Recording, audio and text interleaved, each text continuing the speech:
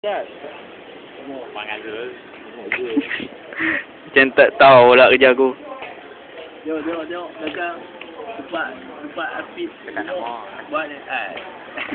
Sat. Bersama. Awak apa? Awak bu. Awak. Oh, Zul, pala butuh Zul. Ya, okey.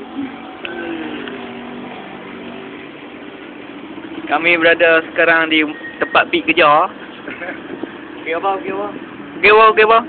12 dah minit. Oh. 12. 12. Hari ni. 12. Hari Nak beli tempoyang lah.